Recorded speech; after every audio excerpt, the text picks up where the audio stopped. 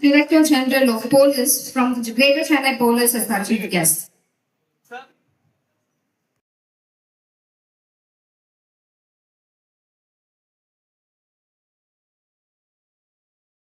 We are also connecting with all 4 ambulance units through a live video streaming. And now I request our chief guest, Dr. Amalraj sir, to flag off the 5G continuous care ambulance fleet. So we can see the AV.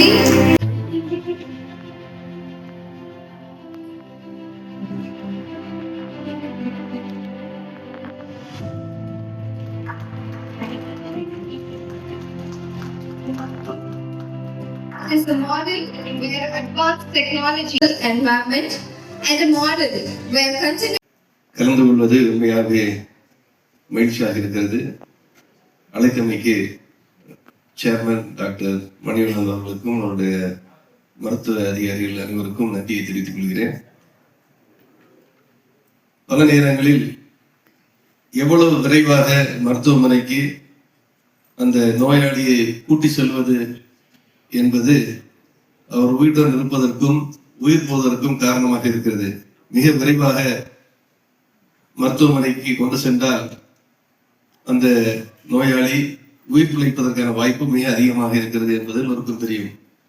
இப்பொழுது இந்த ambulance என்பது ஒரு transportation எக்யூப்மெண்டாக மட்டுமல்லாமல் அது ஒரு moving மருத்துவமனையாக, நடமாடும் மருத்துவமனையாக செயல்படுவது இந்த 5G கனெக்டிவிட்டி மூலம் மருத்துவமனையில் இருக்கின்ற மருத்துவர்களும் அந்த ஆம்புலன்ஸில் செல்கின்ற அந்த டெக்னிக்கல் ஸ்டாஃபும் தொடர்ந்து அந்த பேஷியன்ட் மருத்துவமனையில் சென்று சேர்வதற்கு முன்னால் தேவையான மருத்துவ உதவி செய்வதற்கு மிக உதவியாக இருக்கும் என்பதை இந்த நிகழ்ச்சி நமது அனைவருக்கும் தெரியப்படுத்துகிறது.